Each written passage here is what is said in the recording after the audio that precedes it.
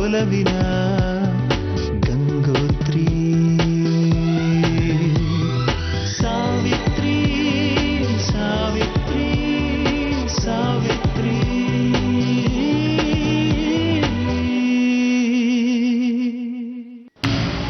ಕತೆ ಇಷ್ಟಕ್ಕೆ ಮುಗ್ದಿಲ್ಲ ಅದಕ್ಕೆ, ಕ್ಲೈಮ್ಯಾಕ್ಸು ಇನ್ನೂ ಬಾಕಿ ಇದೆ. ನೋಡಿ, ಈ 2 ಫೋಟೋ ನೋಡ್ಲಿಲ್ಲ? ನೋಡಿ ಅದಕ್ಕೆ, ನೋಡಿ.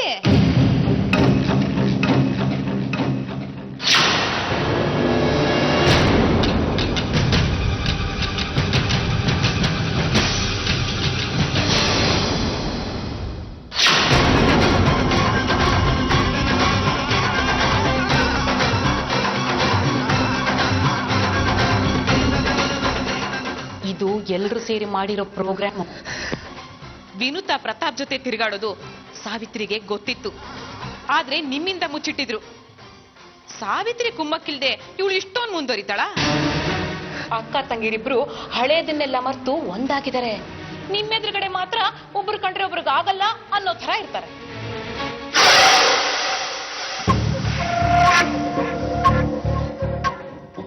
ಮದುವೆ ಆದ್ಮೇಲೆ ಸತ್ಯ ಸಾವಿತ್ರಿ ಹನಿಮೂನ್ಗೆ ಹೋಗಿದ್ರು.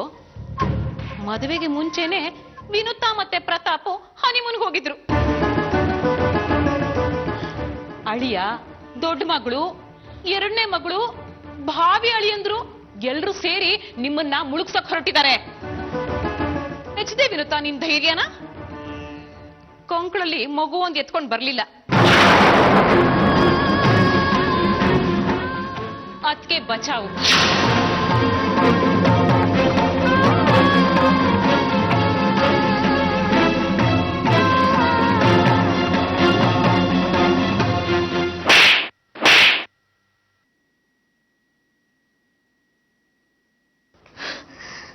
ಸಾವಿತ್ರಿ ತರ ನೀನು ಮೋಸ ಮಾಡ್ಬಿಟ್ಟೆ.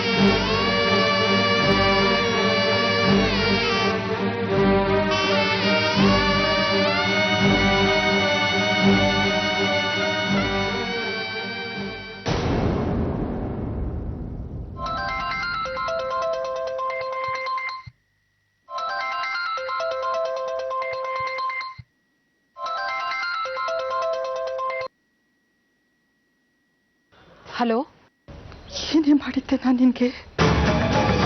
ಯಾಕಮ್ಮ? ಕೋಪ ಇದ್ರೆ ಒಂದೇಟ್ ಹೊಡೆದು ಬಿಡು. ಅಮ್ಮ, ಅಮ್ಮ ಅಂದ್ಬಿಡ ಕಡೆ ನಿನ್ನ.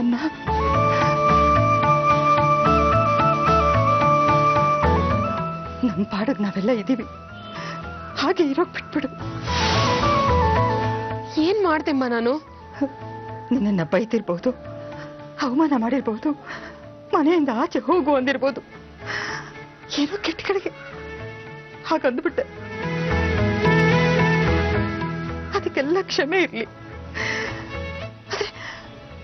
ಆದ್ರೆ ಅದನ್ನೇ ಮನಸ್ಸಲ್ಲಿ ಇಟ್ಕೊಂಡು ಈ ತಾಯಿ ಮೇಲೆ ಹಾಗೆ ಸಾಧಿಸ್ತಿದ್ಯೇನೆ. ಅಮ್ಮ, ನೀ ಏನ್ ಮಾತಾಡ್ತಿದ್ಯೋ ನಂಗೆ ಅರ್ಥ ಆಗ್ತಿಲ್ಲ. ಜಗತ್ ಕಪ್ಪಳಕ್ಕಾಗ್ತೀನಿ ನೋಡು ನಾಟಕ ಆಡಿದ್ರೆ. ನಿನಗೆ ನನ್ನ ಮೇಲಿರೋ ಸೇಡನ್ನ ನನ್ನ ಮಕ್ಕಳನ್ನ ಹಾಳು ಮಾಡೋದ್ರ ಮೂಲಕ ತೀರಿಸ್ಕೊತಾ ಇದೆಯೇನೆ. ನಿನಗೆ ಗೊತ್ತು ತಾನೆ ಆ ವೈಶಾಲಿ ಕಂಡ್ರೆ ನನಗಾಗಲ್ಲ ಅಂತ. ಆದ್ರೂ ಆ ವೈಶಾಲಿ ಮಗ ಪ್ರತಾಪ್ ಜೊತೆ ವಿನುತಾ ಓಡಾಡ್ತಿದ್ದು ನಿನಗೆ ಗೊತ್ತಿತ್ತು ಸುಮ್ಮನೆ ಇದೆಯಾ?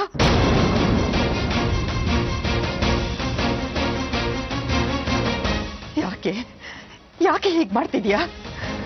ಹಣ ಇದೆ ಅನ್ನೋ ಅಹಂಕಾರನ? ಹೆತ್ತ ತಾಯಿ ಬದುಕನ್ನೇ ಹಾಳು ಮಾಡೋಕೆ ಹುಟ್ಟಿದ್ಯಲ್ಲ ನೀನು. ಉದ್ಧಾರ ಆಗಲ್ಲ, ನೀನು ಉದ್ಧಾರ ಆಗಲ್ಲ. ನಿನ್ನ ಹತ್ರ ಹಣ ಇರ್ಬೋದು, ಕಾರ್ ಇರ್ಬೋದು, ದೊಡ್ಡ ಮನೆ ಇರ್ಬೋದು, ಆದ್ರೆ ಮನುಷ್ಯತ್ವ ಇಲ್ಲದೆ ಹೋದ್ರೆ ಇದೆಲ್ಲ ವ್ಯರ್ಥ ಕಣೆ, ವ್ಯರ್ಥ. ಹೆತ್ತ ತಾಯಿನೇ ಗೋಳಿಕೊಂಡು ಕಣ್ಣೀರಾಗಿಸ್ತಾ ಇದೆಯಲ್ವಾ? ನಿಂಗೆ ಒಳ್ಳೇದಾಗಲ್ಲ ಕಣೆ, ನಿನ್ನ ಉದ್ಧಾರ ಆಗಲ್ಲ, ನಿಂಗೆ ಒಳ್ಳೇದಾಗಲ್ಲ.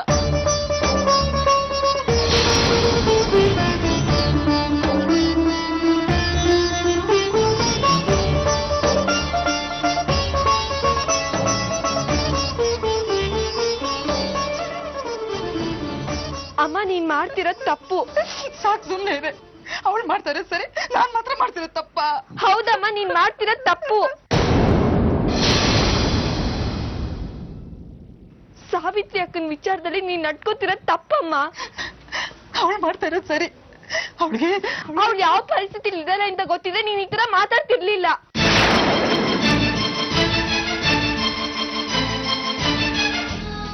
ಬಾಮ್ಮ ನನ್ ಜೊತೆ, ಬಾಮ್ಮ.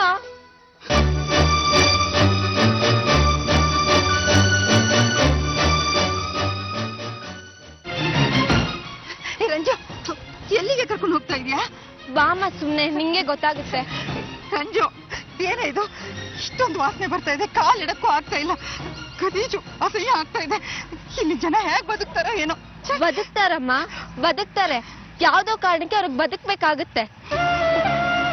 ಏನೇ ಇದು? ನೀನ್ ಎಲ್ಲಿ ಕರ್ಕೊಂಡು ಹೋಗ್ತೀಯ ಅಂತ ಹೇಳಿದ್ರೆ ಸರಿ, ಇಲ್ಲಾಂದ್ರೆ ನಾನು ಹೊಟ್ಟೋಗ್ತೀನಿ. ಅಮ್ಮ, ಸ್ವಲ್ಪ ದೂರ ಅಮ್ಮ, ನನ್ಗೋಸ್ಕರ ಬಾ. ನಮ್ಗಿಂತ ಕಷ್ಟದಲ್ಲಿದ್ದವರು ಹೇಗ್ ಬದುಕ್ತಿದಾರೆ ಅಂತ ತೋರಿಸ್ತೀನಿ, ಬಾ. ಅಂದ್ರೆ 2 ನಿಮಿಷ ಬಾಮ್ಮ, ನಿಂಗೆ ಗೊತ್ತಾಗುತ್ತೆ.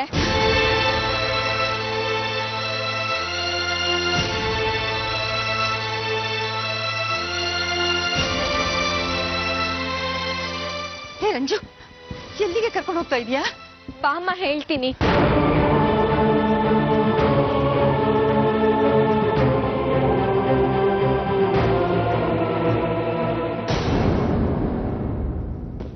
ನೋಡಮ್ಮ ಈ ಮನೇನ.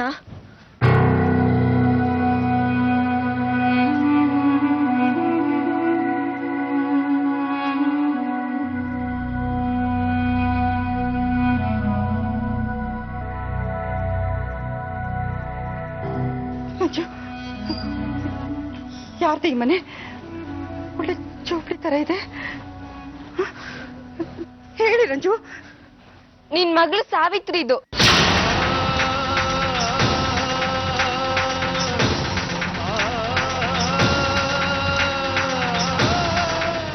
ನೋಡಮ್ಮ, ನೋಡು, ಸುಖದ ಸುಪ್ಪತ್ಕೆಲಿರೋ ಸಾವಿತ್ರಿ ಅಕ್ಕನ್ ನೋಡು.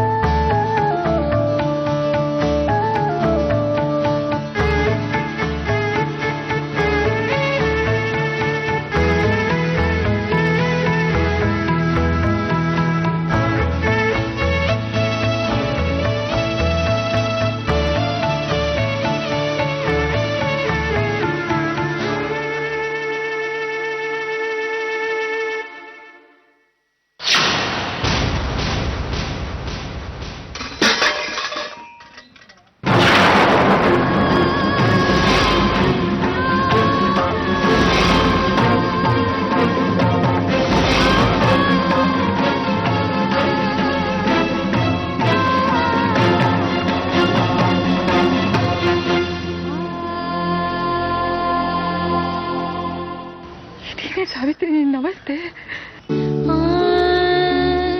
ಇದೇಮ್ಮ ವಾಸ್ತವ.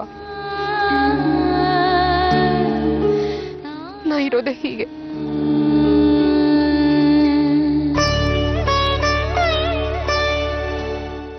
ಮತ್ತ್ಯಾಕೆ ಇಷ್ಟ ದಿನ ನಮ್ಗೆ ಯಾರಿಗೂ ನೀನು ಹೇಳಲೇ ಇಲ್ಲ?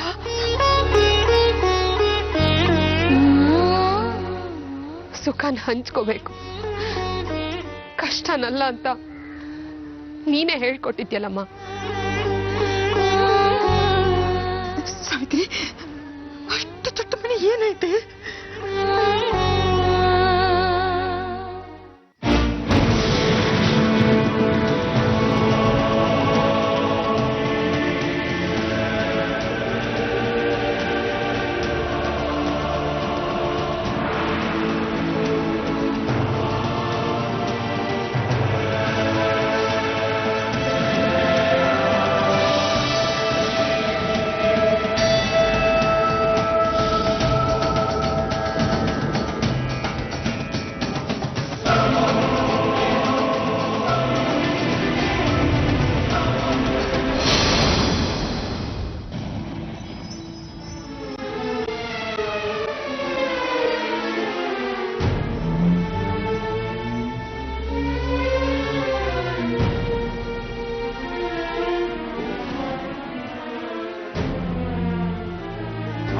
ರಂಜು.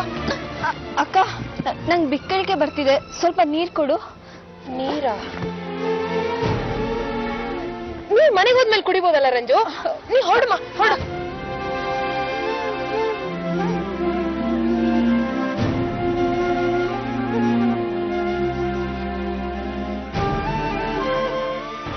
ನೀವ್ಯಾರು ನಮ್ಮ ಮನೆಗೆ ಬರೋದು ಬೇಡ. ನಾನು ಯಾಕೆ ಹಾಗೆ ನಡ್ಕೊಂಡೆ ಅಂತ ಇವತ್ತು ನಿಜ ಹೇಳ್ಬಿಡ್ತೀನಿ. ನಿಂತ್ಕೋ. ಮನೆ ಶುಭ್ರವಾಗಿದೆ, ನೀನ್ ಒಳಗಡೆ ಕಾಲಿಟ್ಟು ಮತ್ತೆ ಗಲೀಜು ಮಾಡಬೇಡ.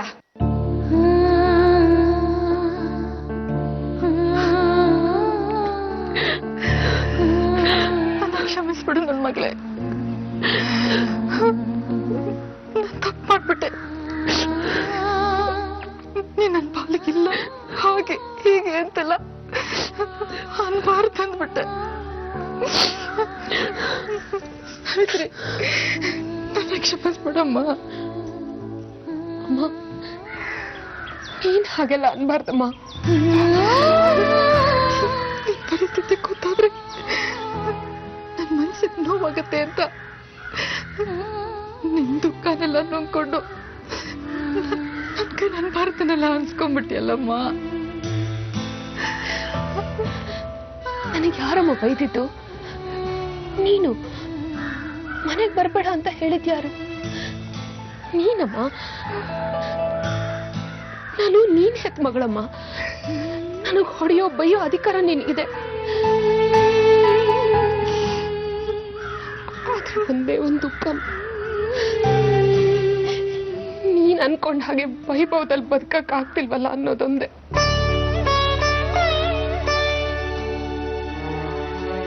ನಿನ್ ಜಾಗದಲ್ಲಿ ಬೇರೆ ಯಾರಾದ್ರೂ ಇದ್ದಿದ್ರೆ ಸತ್ಯನ ಹೇಳ್ಬಿಟ್ಟಿರೋರು. ಆದ್ರೆ ನೀನು ಸತ್ಯನ ಮುಚ್ಚಿಟ್ಟು ನಮ್ಮಿಂದ ದೂರ ಇದ್ಕೊಂಡು ನಮ್ ಸಂತೋಷನ ಬಯಸ್ತಾ ಇದೆಯಲ್ಲಮ್ಮ. ಅಳ್ಬೇಡಮ್ಮ,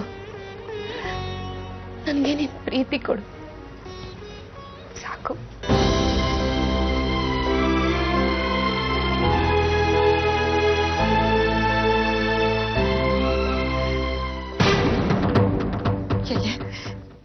ಎಲೆ ನತ್ತೆ ಮಾವ, ಎಲ್ಲಿಯ ಸತ್ಯ?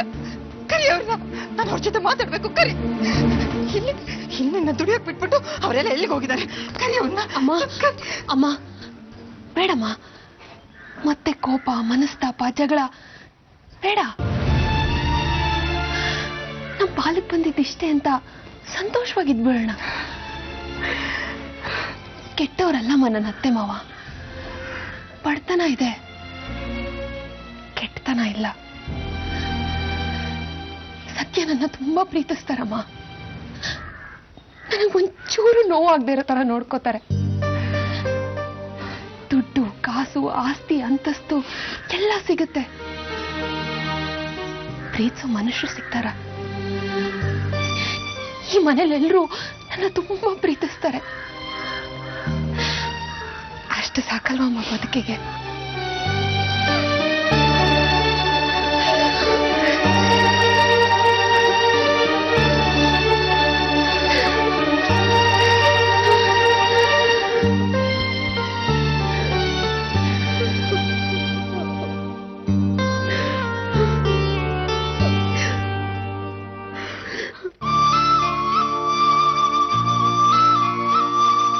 ದೇವ್ರೆ, ನನ್ನ ಕ್ಷಮಿಸ್ಬಿಡಪ್ಪ.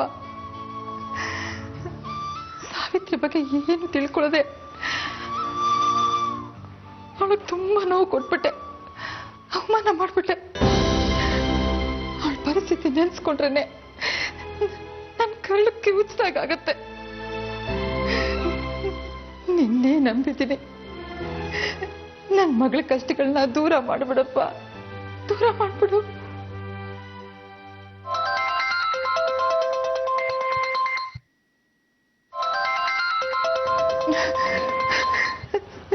ಶುಭಶಕುನ ಅನ್ಸುತ್ತೆ. ನಿನ್ನನ್ನು ಕೇಳ್ಕೊಂಡಿದ ತಕ್ಷಣ ಫೋನ್ ಬಂತು.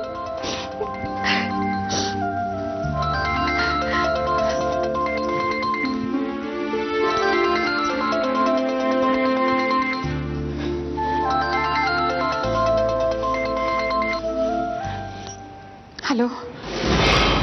ಗತಿ ಇಲ್ಲ ಅಂದ್ರೆ ಭಿಕ್ಷೆ ಬೇಡಿ ಬದುಕ್ಬೇಕು. ನಿಂತರ ಸ್ವಾಭಿಮಾನ ಬಿಟ್ಟು ಬದುಕೋದಲ್ಲ. ಆಗ ದೇವ್ರು ಮೆಚ್ತಾನೆ. ನಿನ್ನ ಗಂಡನ್ಗಿನ್ನೂ ಕೈ ಕಾಲು ಗಟ್ಟಿಯಾಗೇ ಇದೆ. ಏನೇ ಇದ್ರು ಎದುರುಗಡೆ ಬಂದು ಮಾತಾಡು. ಯೋಗ್ಯತೆ ಇಲ್ದಿರೋರ್ ಮುಂದೆ ಆ ದೇವರು ಕೂಡ ಬಂದು ನಿಲ್ಲೋದಿಲ್ಲ. ಹಾಗೆ ಈ ವೈಶಾಲಿ ಕೂಡ. ನನ್ನ ಯೋಗ್ಯತೆ ಬಗ್ಗೆ ಮಾತಾಡೋದಕ್ಕೆ ನಿನಗೆ ಯೋಗ್ಯತೆ ಇಲ್ಲ. ಅದಕ್ಕೆ ವಿನುತನ್ ಚೂ ಬಿಟ್ಟಿದ್ಯಾ? ಅದು ನನ್ ಮಗನ್ ಹಿಂದೆ. ಅವಳು ಸರಿಯಾಗೇ ಇದ್ದಾಳೆ. ನೋಡು ವೈಶಾಲಿ, ತಾಕತ್ತಿತ್ತು, ದುಡ್ಡಿತ್ತು, ಯೋಗ ಇತ್ತು, ಯೋಗ್ಯತೆ ಇತ್ತು. ಅದಕ್ಕೆ ನಾನು ನಿನ್ ಮನೆನ ಕೊಂಡ್ಕೊಂಡೆ. ನೀನ್ ಪಾಪರ್ ಆಗಿ ನಿನ್ ಮನೆ ಸೇಲಿಗೆ ಬಂದ್ರೆ ನಾನ್ ಏನೇ ಮಾಡಕ್ಕಾಗತ್ತೆ? ನಾನ್ ನಿನ್ ಮನೆನ ಕೊಂಡ್ಕೊಂಡೆ ಅನ್ನೋ ದ್ವೇಷಕ್ಕೆ ನಿನ್ ಮಗಳ ವಿನೋತಾನ ನನ್ ಮಗನ್ ಹಿಂದೆ ಚೂ ಬಿಟ್ಟಿದ್ಯಾ? ಅವನನ್ನ ಪ್ರೀತಿಸು, ಕಳ್ಕೊಂಡಿರೋದೆಲ್ಲ ಸಿಕ್ಬಿಡುತ್ತೆ ಅಂತ ಪದ್ಮಾವತಿ ಅನ್ನೋ ಪತಿವ್ರತೆ ಮಾಡೋ ಕೆಲ್ಸನ ಇದು?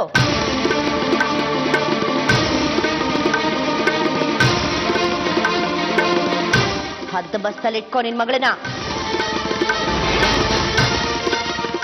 ನನ್ನ ಮಗಳ ಬಗ್ಗೆ ಮಾತಾಡಿದ್ರೆ ನಿನ್ ಬಾಯಲ್ಲಿ ಹುಳ ಬೀಳುತ್ತೆ. ನೀನೆಂತ ತಕಳ್ಬಾಜಿ ಅಂತ ನನಗೆ ಗೊತ್ತಿಲ್ವೇನೆ? ರೀ ವೈಶಾಲಿ ಅವರೇ, ಯಾರಿಗೂ ಯಾರ ಬಗ್ಗೆನೂ ಮಾತಾಡೋದಕ್ಕೆ ರೈಟ್ಸ್ ಇಲ್ಲ. ನೀವು ನಮ್ಮಮ್ಮನ ಬಗ್ಗೆ ಹಾಗೆಲ್ಲ ಮಾತಾಡಿದ್ರೆ ನಾನ್ ಸುಮ್ಮನೆ ಇರಲ್ಲ, ಹೇಳ್ತಿದ್ದೀನಿ. ನಿಮ್ಗೇನಾದ್ರೂ ಅಲ್ಪ ಸ್ವಲ್ಪ ಮರ್ಯಾದೆ ಅನ್ನೋದಿದ್ರೆ ಫೋನ್ ಇಡ್ರಿ.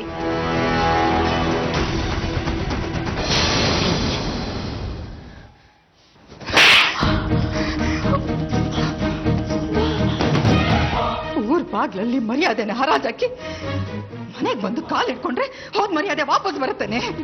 ನನ್ ಮರ್ಯಾದೆ ಎಲ್ಲ ಹೋಯ್ತು. ಹೆತ್ತವ್ರ ಮರ್ಯಾದೆನ ಹರಾಜಾಗೋಕ್ ಮುಂಚೆ ಯೋಚನೆ ಮಾಡ್ಬೇಕಾಗಿತ್ತು. ಈಗ ಬಂದ್ಬಿಟ್ಟು ದೊಡ್ಡದಾಗಿ ಮಾತಾಡೋದಕ್ಕೆ. ವೈಶಾಲಿ ಸರಿ ಇಲ್ಲ ಅಮ್ಮ. ಬಾಯಿಂದ ನನ್ನ ಅಮ್ಮ ಅಂತ ಕರಿಬೇಡ.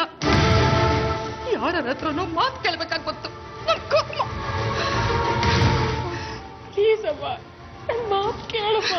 ನಿನ್ ಮಾತು ಕೇಳಿದಕ್ಕೆ ಕಣೆ ಊರವರೆಲ್ಲ ಪದ್ಮಾವತಿ ಯೋಗ್ಯತೆ ಬಗ್ಗೆ ಮಾತಾಡೋರಾಗಿದ್ದು. ಹೊಟ್ಟೆ ತುಂಬಾ ಹಾಲು ಕುಡಿ.